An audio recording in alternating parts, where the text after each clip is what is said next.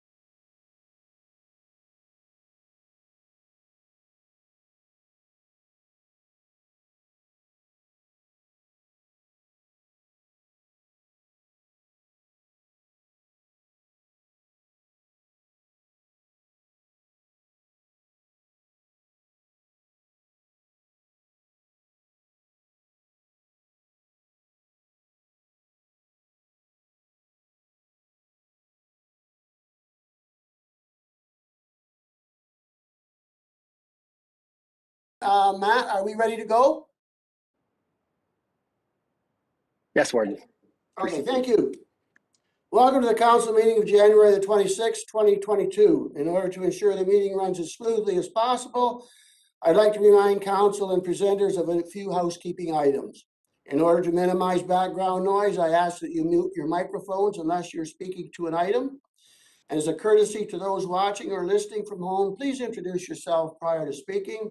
And in order to ensure quorum is maintained at all times, I ask that the members of council advise the deputy clerk if they are leaving the meeting.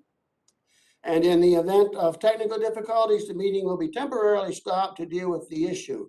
And I will now ask the deputy clerk to take a roll call, including the members of the senior management team. So Lindsay? Deputy Warden Talbot. Here. Councillor Birch. Present. Councillor Comiskey. Present. Councillor Mayberry. Present. Councillor McKay. Present. Councillor Molnar. Present. Councillor Peterson. Present. Councillor Ryan. Present. Councillor Tate. Present. On to staff. Ben Adley.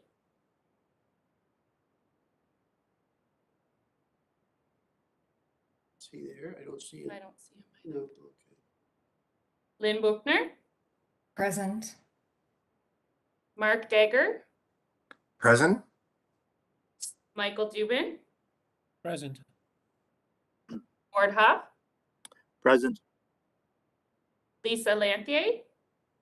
Present. David Simpson. Present. And Amy Smith. Present. Try Ben one more time. Ben, are you with us? No, okay, let's carry on.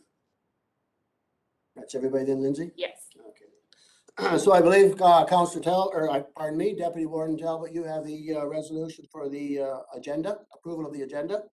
Thank you, Warden. Moved by myself and sent by Councillor Birch. Resolved that the agenda be approved. Is there any discussions, additions, or deletions? Seeing none, I will call for the vote then. Those in favor? Opposed, if any? That motion is carried. Are there any disclosures of pecuniary interest in the general nature thereof? Councillor Talbot? Deputy Thank you, Warden. I, Sandra Talbot, declare a pecuniary interest related to item 7.3 Southwestern Integrated Fiber Technology Update in consideration of correspondence on the open meeting agenda of January 26, 2022, because a family member is an approved contractor. Thank you. Are there any other disclosures from any of the members? Hearing none, then the adoption of our council minutes from the previous meeting, and Councillor Birch, you have that one. Thank you, Mr. Warden. Moved by myself, seconded by Councillor Tate, resolved that the council minutes of the January 12th, 2022 be adopted. Is there any discussion, any errors or omissions in the minutes by any of the members? Okay, seeing none, I will call for the vote then. Those in favor? Opposed, if any? That motion is carried as well. We have no public meetings, no delegations or presentations. And that brings us down then to item 7.1 and 7.2, and that's consideration of correspondence. And I believe Councillor Tate, you have that motion. I'll move by myself, seconded by Councillor Comiskey. Resolve that correspondent items 7.1 and 7.2 and on the open meeting agenda of January 26, 2022 be received. Did you want me to read the whole thing out? All right, you might as well. We'll read it all once, then Councillor Tate, and then we'll vote on it and have discussion on it at that point in time. Okay. And whereas municipal governments provide essential services to the residents and businesses in their communities, and whereas the ability to provide those services is negatively impacted by raising insurance costs, and whereas one driver of raising insurance costs is the legal principle of joint and several liability, which assigns disproportionate liability to municipalities for an extent relative to the responsibility for it. And whereas the Government of Ontario has the authority responsibility for the legal framework of joint and several liability, and whereas the Premier of Ontario committed to review the issue in 2018 with a view to helping municipal governments manage their risks and costs, and whereas the Association of Municipalities of Ontario, on behalf of municipal governments, has provided recommendations in a source document to align municipal liability with the proportionate responsibility for incidents and capping awards. Now therefore it be resolved that the County of Oxford hereby supports AMO's recommendations, and further be it resolved that the County of Oxford hereby calls on the Attorney General of Ontario to work with municipal governments to put forward a plan of action to address joint and several liability before the end of the government's current terms, that municipalities can continue to offer high quality services to their communities. Thank you. Is there any discussion on the motion? Councillor Tate? Just a comment, because I do this every day, and this is very important. I think that the government should look at this, and they should be helping municipalities. It's come to the point now that insurance is getting so expensive, and it's very expensive for municipalities because they seem to be, the claims are very high when they come in, but they're spreading across all the municipalities instead of those it just affects. So hoping the government takes a look at it, listens to AMO, and there's some changes. We can hope. We can only hope. So is there any, thank you very much for your comments. I appreciate it. Are there any other comments from any members? Not seeing any, then I will call for the vote. Those in favor? Opposed, if any? That motion is carried. That brings us down to item 7.3, and that is Southwestern Integrated Fiber Technology. And Councillor Komisky, I believe you have that one. Yes, I do, and thank you, Warden. Moved by myself, seconded by Councillor Ryan, resolved that correspondence item 7.3 on the open meeting agenda on January 26, 2022 be received as information. Thank you. Is there any discussion? Seeing no discussion, I will call for the vote. Those in favor? Opposed, if any? And that motion is carried. That brings us down to item number 8. That's reports from departments. And Councillor Ryan, you have that motion. Thank you, Warden. Moved by Ryan, seconded by McKay. Resolved that recommendations contained in report number CS 2022-03 titled Municipal Modernization Fund Intake 2 Review Stream Final Reports be adopted. Thank you. And we have Mr. Ian Shelley on the line from Blackline Consulting, and he is going to take us through a presentation. So with that, Ian, are you able to get on? I am. Good evening, Council, and thank you for inviting me to present the report to you this evening. We're under tight deadlines, as I'm sure you're all aware, with the provincial modernisation funding, and so it's timely to get this done and published. We were fortunate to start to work with the organisation before the holidays and work through looking at opportunities to improve the accounts payable processes at the county and at Tillsonburg and at Ingersoll. And if it's acceptable to Council, I'm just going to share my screen, and I have some slides that I'll walk through as a backdrop to the discussion.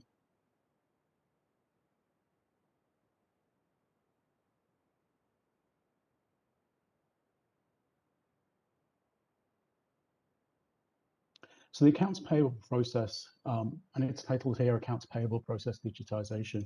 Our focus was to look at the opportunities to make the current process more electronic and more streamlined.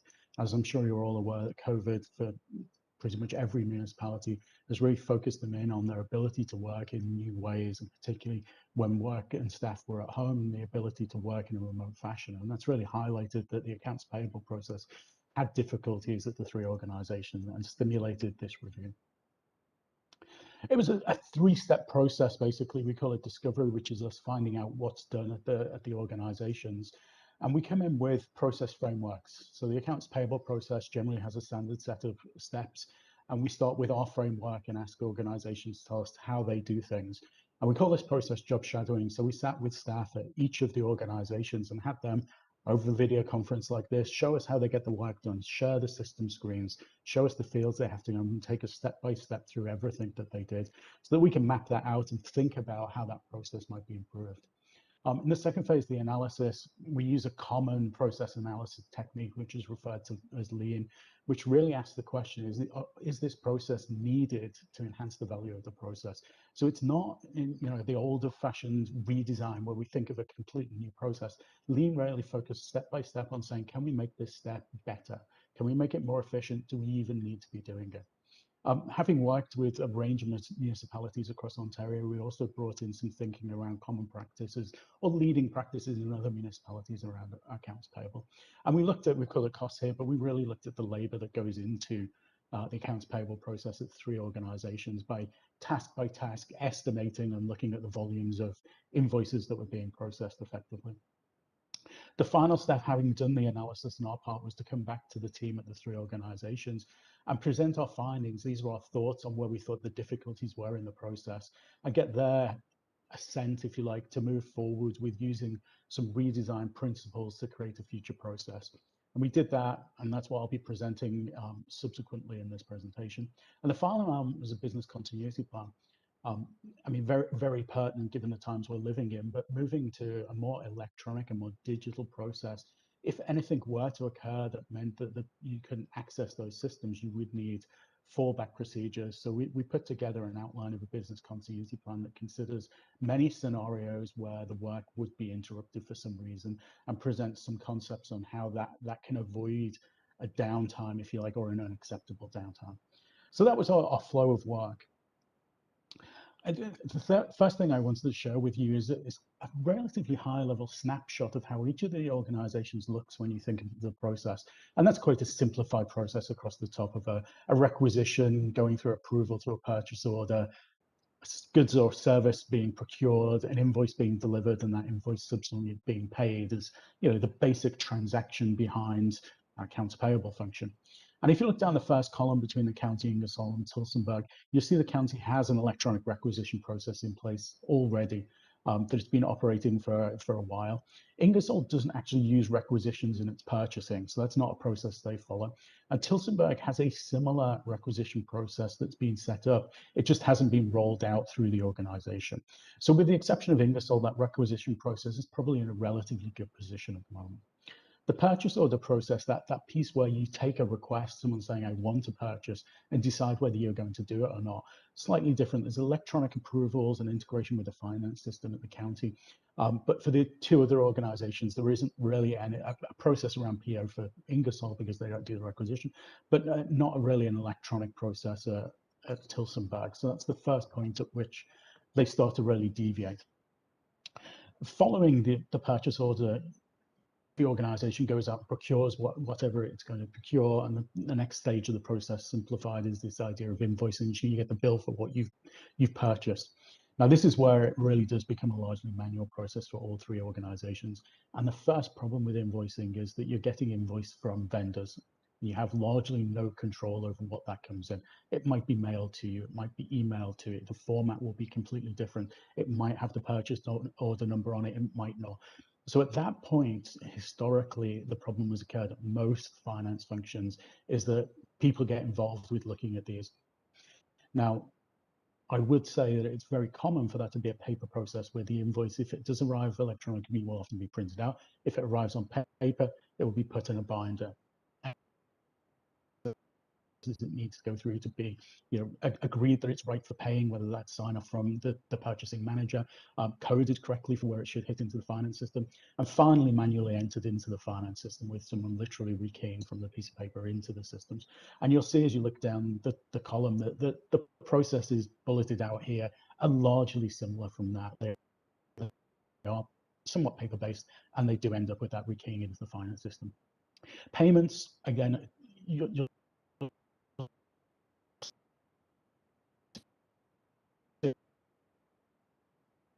Mr. Shelley, we've lost you. Your voice has stopped.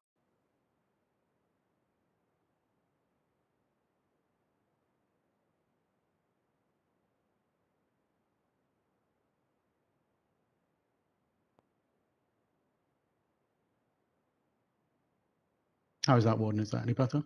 So that's better now. We lost your audio there for a bit, that was all. So please carry on. Okay. Thank you. So the payments largely standard, looks very similar everywhere. The check and electronic funds transfer uploads to the bank. So that is very common to how the industry operates.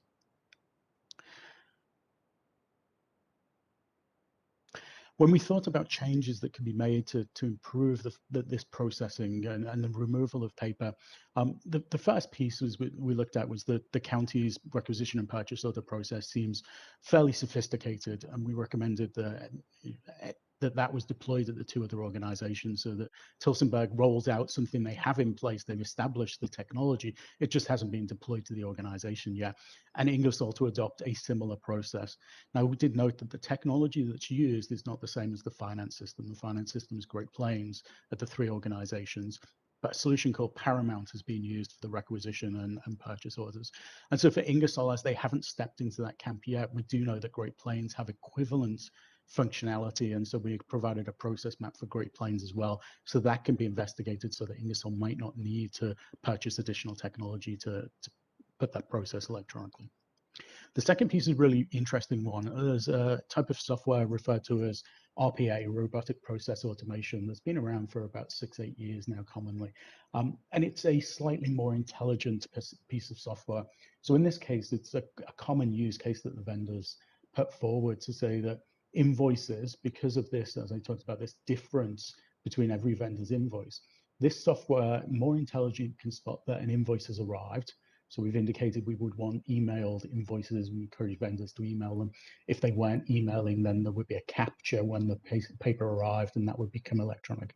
And the RPA software will recognize something's happened. It will see the trigger of a new email, and has the capability to look at that invoice. And I've put in quotes there, reads, it identifies different elements. So, well, that looks very much like a purchase order number. That looks like an address. That looks like a vendor. That looks like an amount. And it will create an electronic record then.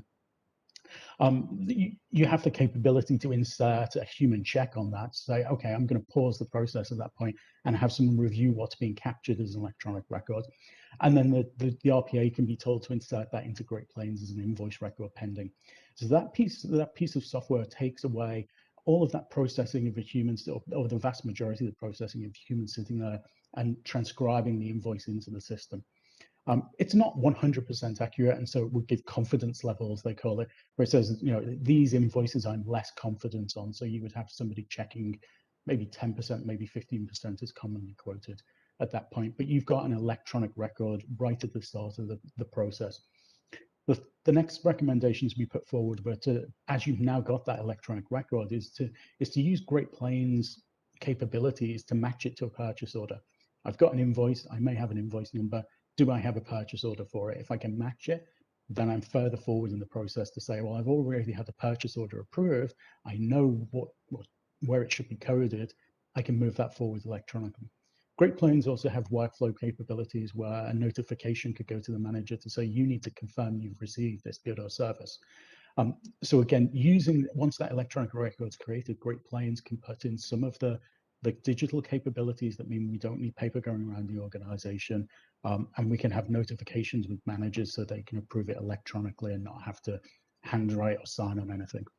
The final piece of this we've said is retain the current payment process. It's common practice. There aren't many changes that can be made to particularly improve how the payments are done at the moment. So those two big changes in the middle of using more of Great Plains' functionality to make the approvals process electronic, and using this RPA technology to remove the need to key invoices are keys to getting rid of paper out of the process. The other thing that I don't see I've noted here is that the RPA could actually attach an electronic copy of the invoice to the record in Great Plains. So you'd have in one place the transaction, you'd have the actual invoice itself scanned in, you would have the approval associated with it within the finance system, and there wouldn't be that need for paper record keeping that goes on at the moment with the multiple paper copies of the invoices, purchase orders, signings, that sort of thing.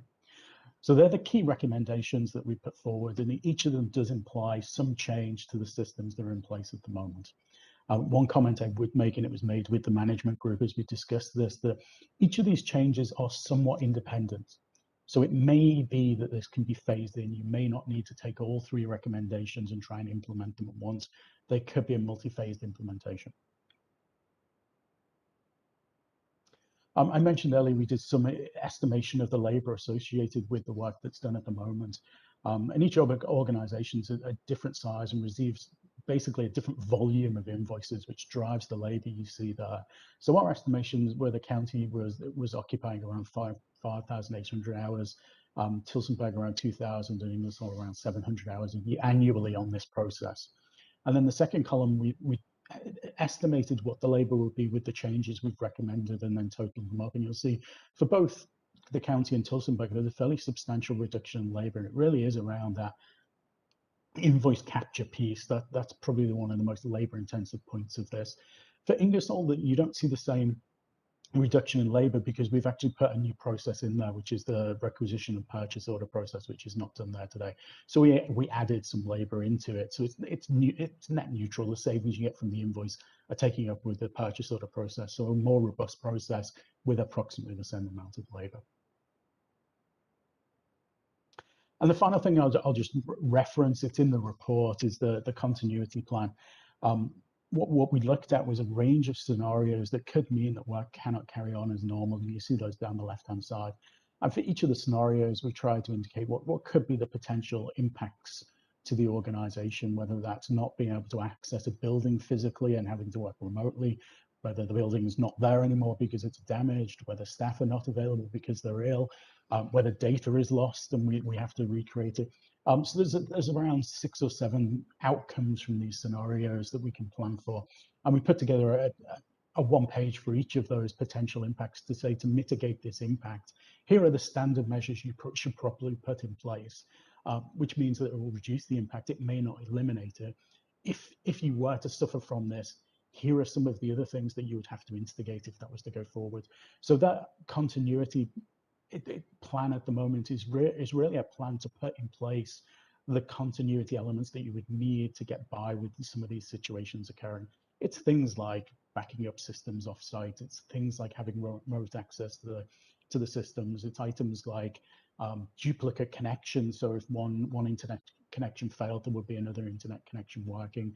There's off-site locations. If you did lose an office, for instance, and the systems were in the office, you have somewhere to restore to them. So there's a whole bunch of mitigations that the organizations can consider around this. And I'd certainly say that given the geography and the similarity on the technology, I think there's certainly an opportunity to think about collaboration around these mitigations. One example is everyone takes a backup, but if you lose a computer room to a fire, you have to go out and find your equipment. What is done by larger organizations is having second data centers. It can get cost prohibitive to have a computer room that's idle. And so I think with organizations like yourselves, the idea of sort of sharing some of that technology in the event of a disaster or a continuity scenario has a lot of potential for mitigating costs and not having to build an excessive infrastructure that you hope, in fact, never gets used.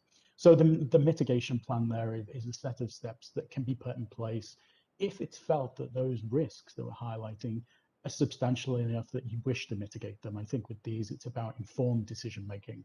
We're not suggesting you should do all of these things, but if you chose that those risks were materially enough, you would act on them. If you felt they were not materially enough, then that mitigation is something that you would leave to the side and accept the residual risk. So that was the final piece of our work to put around this, so that with a more electronic process, you can work more seamlessly in any of these scenarios. And that concludes my presentation. I think at this point, I'll certainly be happy to answer any questions that council may have. Thank you. Thank you very much. Are there any questions for Mr. Shelley from any members of council? I can't see everybody, so if there is, you just state your name and we will patch you through. So I don't see any hands, so there we are. Is there any question? Are there any questions? I don't see any. So, Councillor Molnar. Molnar, well, is the resolution on the floor? I apologize. Yes, it is. I had. Okay. I didn't want to miss one real quick question to the resolution. Yes, Councillor Ryan and Councillor McKay moved and seconded the resolution. Okay, appreciate it. Just confirming that the implementation portion of this that is referenced in the resolution is the same confirmation that received from Minister Clark's office yesterday. Is this the same? There was a plethora of correspondence, I would assume, across the province, county. I know I was copied on one with Ingersoll and the warden and the CAOs and the director of corporate services. I'm going to say it's the same one, but I'll defer to Mr. Dubin or Lynn Buckner, our Director of Corporate Services, to respond. But I'm pretty sure it's the same one. Okay, thank you. Thank you. Lynn or Michael? There you are. Lynn? Yes, certainly, Mr. Warden, I can respond to that question to Councillor Molnar. Yes, in fact, this is one of the projects that the county received notice from MMAH just yesterday that was approved for funding. The full amount that was applied for was approved. So we will be collaborating together, the three municipalities, and we will include the other area municipalities too, to see if there's any interest in participating in an implementation project. And I can announce while I have the floor that we got funding for all of the intake 3 projects that we applied for. We've been very fortunate in that regard. Thank you. Thanks very much, Director Buckner. Do you have a follow-up, Councillor Molnar? No, that's excellent. Turning the consideration into confirmation is always excellent news. Thank you. Thank you. Are there any other questions? Seeing none, I will call for the vote then. Those in favor? Opposed, if any? That motion is carried. I want to thank you, Mr. Shelley, for your presentation. That you must have done a very good job because there were very few questions. So thank you once again and take care. Thank you, Councillor. Have a great evening. So that brings us down to item 8.1.2 and Councillor McKay. Moved by McKay, seconded by Peterson. Resolve the recommendation contained in report CS 2022-02 titled 2022 Budget Update January 2022 be adopted. Thank you. Is there any discussion? Seeing no discussion, and I will call for the vote. Those in favor? Opposed, if any? That motion is carried as well. That brings us down to 8.2, Human Services, and I believe Councillor Tate, you have that motion. Excuse me, moved by myself, seconded by Councillor Ryan. Resolved that the recommendations contained in report number HS 2022-01 titled Emergency Shelter Proposal be adopted. Thank you. And we have Lisa Lantier on the line as well, if there are any questions from any members of council. So are there any questions? Councillor Tate. Yeah, I don't have a question, just a comment. Staff has done an amazing job with this report in such a short time. I also have to make mention of Sean Chapton. I don't think this could have gone as far as it did, as fast as it did, and successful as it did without Sean and staff working together. And he wanted to make sure mention how much work staff has put into this and the communication that's gone back and forth. I think it's a very positive note that they've already turned this around, and where they're got the beds, there's room for 25, and that's with COVID protocols. So there was a couple comments that I saw on with the story. It made it sound like we haven't added a lot of beds. Well, we have added a lot of beds because with COVID there has to be distancing. So I just want to once again thank staff for an amazing report, how fast that's been implemented, some of it already, and really appreciate all the work. Definitely a good news story. Councillor Talbot, or Deputy Warden Talbot, my apologies. Thank you, Warden. I just want to echo Councillor Tate's remarks. From where we started and to this report, we've come a long way, and it, as you said, is a really good news story. In talking with Sean Shapton a couple of times in the past few weeks, just his excitement about the changes that were made at Old St. Paul's in regards to the shelter, how they reorganized.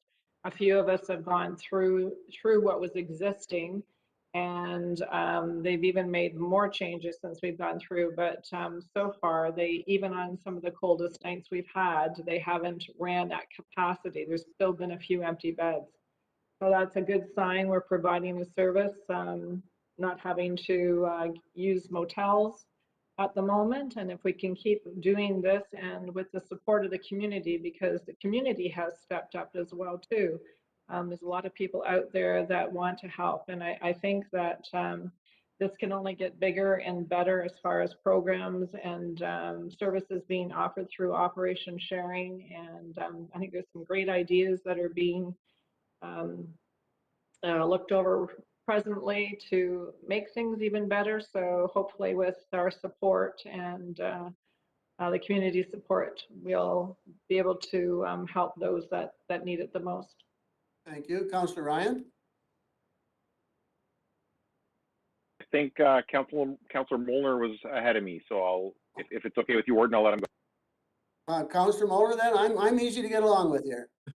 Listen, I was just appreciative and echo the comments of the deputy warden and the mover, Councillor Tate, and encouraging that this is a first step along a longer path to finding sustainable solutions right across Oxford County. Cold weather is not germane to one geographical location. I know, I guess my real comment is through you, Mr. Warden, the appreciation from my community for when outreach has been made to senior leadership in the Human Services Department.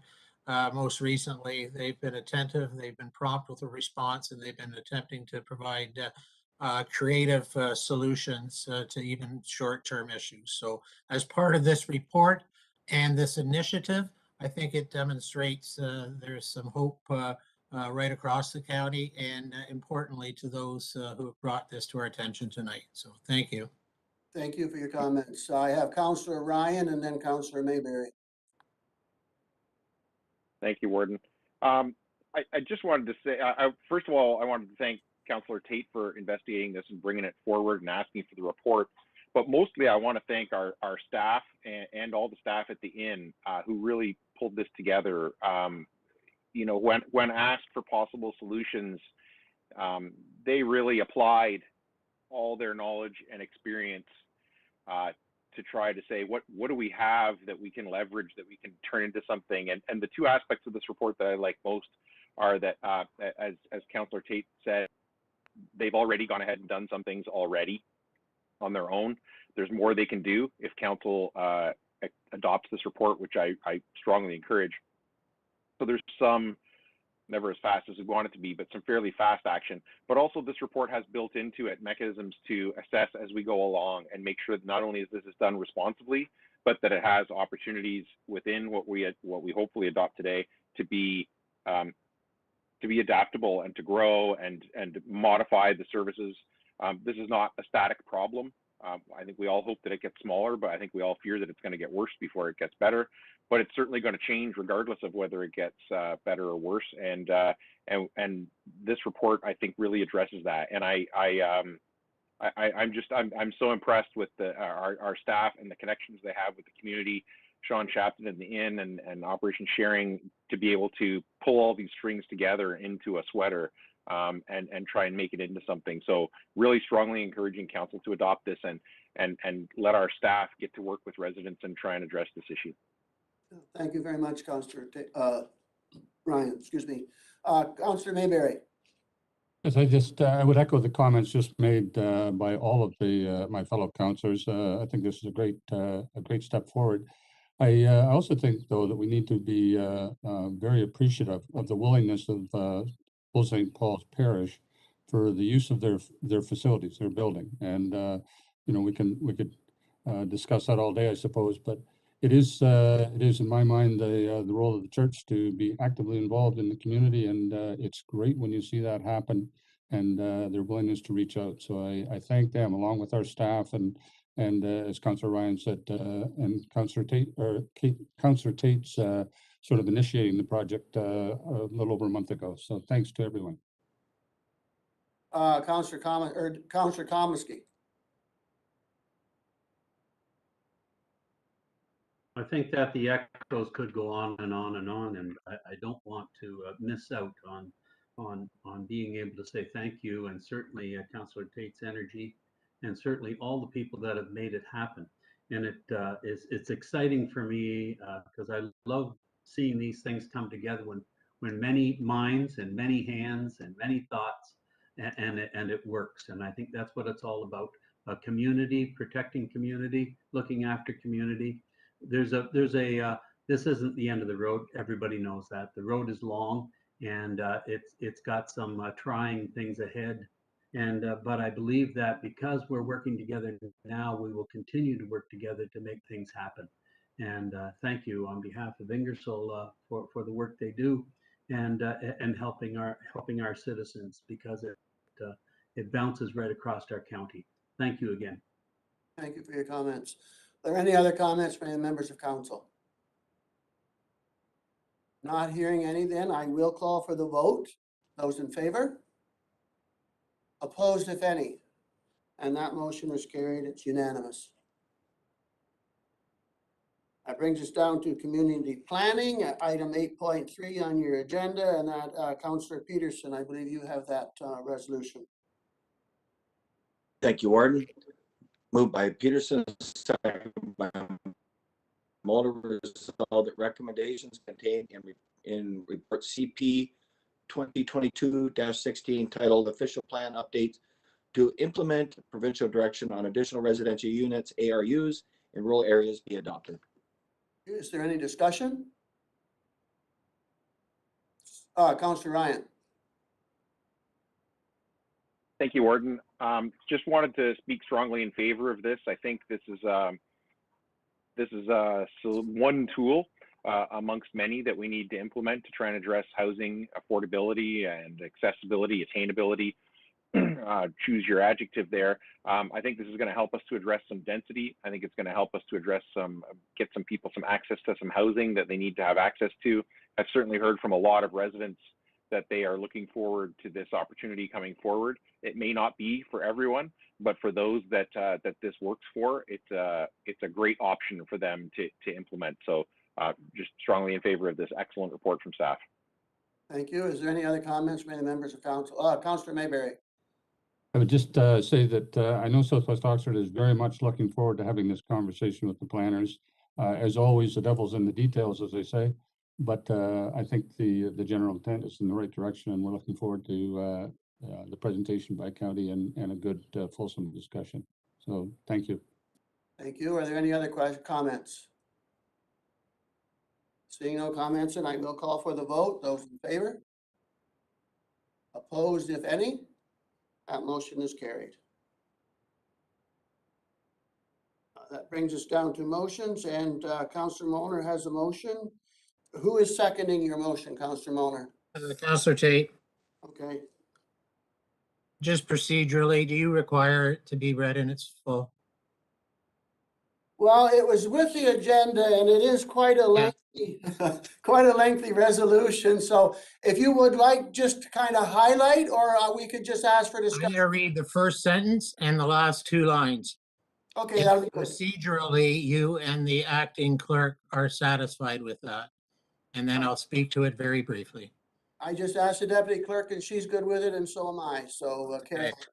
I'd introduce, as moved by Molnar and seconded by Councillor Tate, and as contained in the agenda of the 26th of January, that at the January 12th, that's okay. Whereas the Tillsonburg Regional Airport, CYTB, hereinafter referred to as a regional airport, is the only year-round operational aerodrome in Oxford County with paved runway measuring at 5,502 feet. Therefore, be it resolved that the proposed the proposed 2022 grant of $50,000 be awarded for the Tillsonburg Regional Airport, and further, since the 2022 Oxford County Business Plan and Budget has been adopted, that the funding come from reserves. Thank you. You wish to care to speak for the motion, Councillor? Yeah, I'll be brief. I had an opportunity, I'd suggest finally, to introduce what was the background information on what was originally intended to be a very brief and minor resolution. In essence, then to at least share publicly the background information that I would utilize as supporting information, it's really included in the length and text of the resolution as was read as a notice and is circulated here as a motion. I'd highlight a couple things. While the name of this may have the name Tillsonburg in it, it's ultimately the only regional airport of significance in the county of Oxford.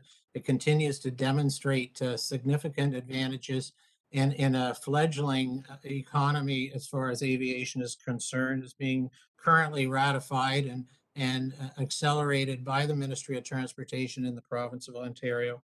It continues to be a significant host location for the OPP, for Orange Medical transfers and the Department of National Defense. And it's also historically been used as a landing spot for displaced Northerners when their communities were being flooded. So it demonstrates the value of that. I'd speak very briefly as well to the fact that there's a currently planned air show featuring the internationally significant Department of National Defense snowbirds on, I think, the 14th of September. This is intended to be a recognition of all the heroes in the region for the last couple of years relative to our healthcare providers, our emergency service personnel, and our and essential workers who have done so much to keep us and our community safe over these challenging number of months now. And that's direct tourism for all of Oxford County. And I think the fact that the corporation who owns the asset does pay actually over $63,000 in combined taxes, which go to this county, go to the host municipality where it, and of course the province in the form of educational taxes as well. I would remind council that of all the grants that were requested in the year 2022, this remains the only grant that was not satisfied in the original consideration. Well, actually, excuse me, to be fair, so I'm procedurally accurate, it wasn't considered. It was never had the opportunity of being introduced. I should be fair that it probably had the opportunity. It was not taken advantage of procedurally. So I'll assume that responsibility. And I guess very briefly in conclusion that, you know, in my participation on the Southwestern Ontario Master Transportation Plan in its draft form, the task force, one thing about the partnerships that have been developing, and you know, I have the opportunity to reinforce the value of rural transportation networks when it comes to all of Southwestern Ontario, including the SCT and the Northern Oxford. And, you know, these are the things we're working on collectively and together.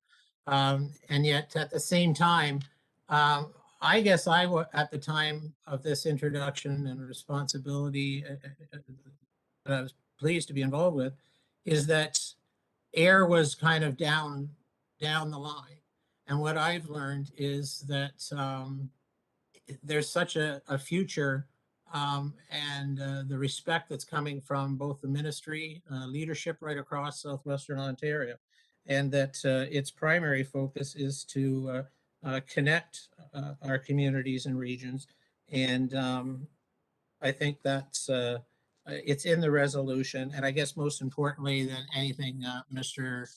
Warden, I'd be more than pleased to answer any questions from members of council this evening. Councillor Tate? I don't have any questions, just a comment. I've always supported the airport, so no surprise my support for this. I did have a conversation with Woodstock City staff too, because obviously we pay 40% just about of everything that comes forward. And they had a really good comment. They said this is an asset to this county. It is an important asset. You know, I know I've heard some of the comments, well, it's all rich people that have their airplanes here. It is an asset for the county. We have business people that can use it. I think it's an attraction for the business people when we're trying to attract business. And I think with the snowbirds coming this year, I think it's a worthwhile expenditure of taxpayers' money. That's it. Thank you. Counselor Komisky? Thank you, Warden, and thank you for the presentation along with the motion. I just wondered if it could be highlighted at all, Mayor Molnar, on the future of the airport pertaining to the county. We know that the original, I think the original plan was about 5,000, and then it kind of went up to 30, and then I believe it went up to 50. There was an original request for 100,000 this year on a 5-year plan.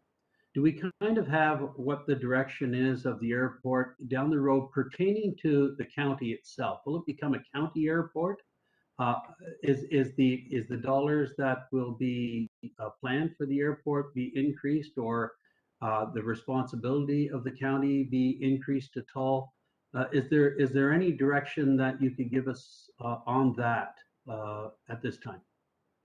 Thank you for the question, Councillor Komisky. I don't have the capacity to give you or anyone a singular answer from my individual perspective. But I think if you look at the history, there was in 2021 a grant forwarded from the county to the Tillsonburg Regional Airport of $50,000. There was an indication, a request, and a commitment that along with that receipt would come a presentation and a demonstration of where those resources were utilized. And in large part, they went into the new airport master plan, which references options relative to future governance, future ownership. Right now, the opportunity for even industrial expansion at the airport is mitigated to a certain extent because of electrical capacity. And the opportunities, as were highlighted in the presentation, that the consultant on behalf of the Airport Master Plan, the Airport Advisory Committee, which is made up of a number of commercial, industrial, aviation, actually in a couple of cases, aviators from our region that are nationally recognized, and one that's actually been on a national stamp. So I would, I could not say exactly 12 months from now, but I know that to fully utilize for the entire benefit of all stakeholders in the region, industrial, commercial, tourism, which was a large footprint of how do you utilize that resource, where it's located, and the infrastructure that it maintains for tourism for the Oxford County and the greater north coast of Lake Erie, because it's all that the region has. And if air, in the words of the Ministry of Ontario now, is going to be one of 7 key sectors. And they're not just talking about London International and Windsor International and Sarnia's Hatfield Airport. They're talking about small regional airports as points of connectivity. So I'm sorry, Member Komisky, if I cannot say 12 months from now, this is where the airport will stand. But I can say that with support of Oxford County, it's being a part of its future, being a part of transportation in its inclusion, then we'll all be further ahead. Do you have a follow-up, Councillor Komisky? No, I believe that that answered it. I know that I was just kind of looking to say is, do we see another request coming next year? I believe the original idea is that it was kind of a starting out, we needed some dollars to get it rolling, and I see that it's expanded. And I was just wanting to see what the responsibility was going to be to the county over the next 5 years towards the airport. And I just wondered if any of those figures were active at this time, because I know that it went from 100,000 for a 5-year period, but I don't see the 50,000 on what direction that is going in for future support. Thank you for your comments, Councillor Komisky. Are there any other comments from your members? Councillor Mayberry. Thank you. I think there's a couple of quick comments. The first one is, and I remember last year, the granting of $50,000. It was my understanding that that would come with a business plan. So we saw a master plan for the airport, but we didn't see a business plan to kind of describe how this would be an economic benefit to the county, and I'm still waiting for that. Does it actually make sense to even have an airport? So that would be one question. The other thing is the consultant that Councillor Molnar described or mentioned, I mean, did say when he was there that only 15% of the airport use was commercial, and which makes you think that the other 85% is recreational. And I would just remind us that recreational is in fact a lower tier responsibility. So I'm looking for a business plan, and I'm simply using the statistics that the consultant used to say I'm not sure that this is as much business, and that's why the business plan becomes so important to me. How much of this is actually business, commercial, economic development, and how much of it is another form of recreation, which is a lower tier responsibility? Thank you. Can you respond to that, Councillor Molnar, or no? I don't have the 15 or 85%. I'm the one who leaves my community to go to that asset in the center of Oxford County and sees the vibrancy and sees the investment that's going on from industrial and commercial people out there. So whether the number is 85 or some other number, I can't confirm. I do know that I thought I sat in Oxford County Council with a presentation by a consultant, and there were tourism aspects and others related to some what I would have considered financial indicators, whether that's satisfactory as a quote unquote business plan and is consistent with other grants that have been satisfied under this same type of formula. I guess I'm not in a position to answer that. Thank you. Thank you. Are there any other comments or questions, any members of council? I appreciate the opportunity to have had at least bring the real information, the facts forward, Mr. Warden. I apologize that it had to be done through a notice of motion and with so much text in one motion, but I believe wholeheartedly that at least I respect and I will respect the decision of council, but I think it was ultimately more important that at least we heard the information. And when we conclude this, I just ask for a recorded vote, and I will respect the decision. So thank you. And I appreciate you bringing all this information forward in the notice of motion, Councillor Molnar. Councillor Birch. Thank you, Mr. Warden. No comments. I was just going to ask for the recorded vote, but it's already been done. Thank you, sir. Okay, thank you. There's been a recorded vote requested then, Deputy Clerk, so I will just let you have that.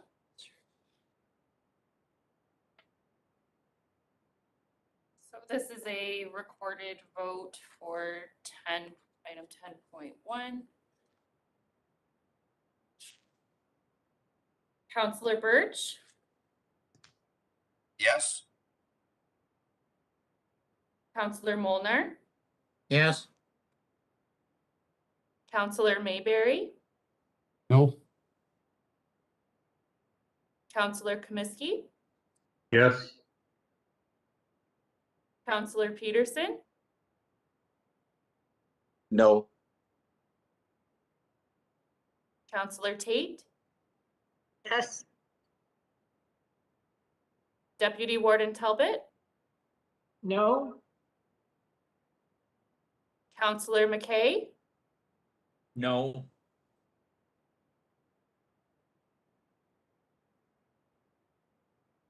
Warden Martin, Yes. Councillor Ryan. No.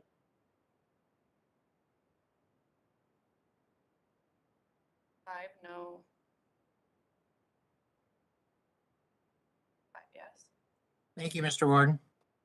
It's tie that, is it? It's a Yes. tie vote, so the motion is lost. There are, under item 11, there are two notices of motion. And they're for our February meeting. One is the one that's submitted by Councillor Tate, and the other one is to update our procedural bylaw with regards to the Municipal Elections Act. And under item number 12, new business inquiries and comments, I understand that our IT person, Matt Cowan, is going to walk us through some information services. So with that, Matt, I will turn the floor over to you.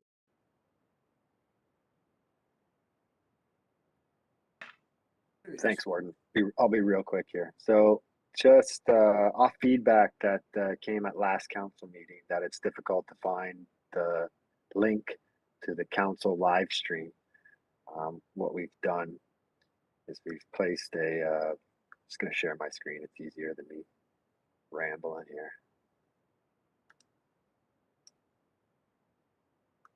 Yeah, there we go. So on the county homepage, what we've done is on the bottom here is placed a link to the live stream. So when it's in progress, that link will appear. Now there's always a post. Our communications team always does a news release. You can get to it through our government as well. If you're on a mobile phone, that link still exists. It's in the bottom. And it'll stay on top of the page as you scroll. And then, yeah, it's on social media as well, Twitter and Facebook. So that's what our communications team does. So that's just in response to the feedback at last council meeting.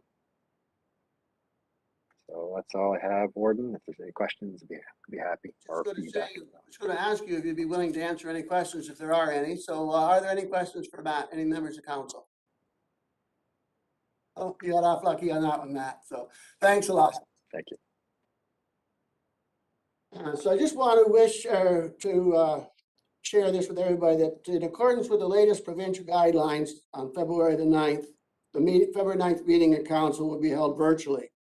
As of now, capacity limits are expected to be removed for special places where proof of vaccination are required on February the 21st. If this is still the case, the plan for the February 23rd meeting to be held as a hybrid style with members either attending in person in council chambers or continue online depending on the comfort levels that you are in. And I have to reiterate and emphasize, like everything else we've been living with for the last 2.5 years, this is subject to change at a very short notice. So I think we all need to keep that in mind, but that's where we're at this point in time anyway. So we're still going to be reading this way until at least the 23rd of February. We have no closed session, and that brings us down to consideration of bylaws. And I believe Councillor Mayberry, you have that one. Thank you, Warden Martin. Moved by myself, seconded by Deputy Warden Talbot. Resolved that the following bylaws be now read a first and second time, 6408-2022 to 6410-2022 inclusive. Is there any discussion? Seeing no discussion, that motion is, oh, I should vote on it first. Those in favor? I'm getting in a hurry here, I'm sorry, but the motion is carried. So the third reading then, Councillor Mayberry. Thank you, Warden Martin. Moved by myself, seconded by Deputy Warden Talbot. Resolved that the following bylaws be now given a third and final reading, 6408-2022 to 6410-2022 inclusive. With that, is there any further discussion? Seeing no discussion, I will call for the vote then. Those in favor? Opposed, if any? And that motion is carried, and we stand adjourned and enjoy the rest of the evening. Do you have something to say, Councillor Komisky? I was going to move to adjourn. Okay, I got it. Okay. Enjoy your evening and the rest of the week. Thanks very much for participation, and stay tuned.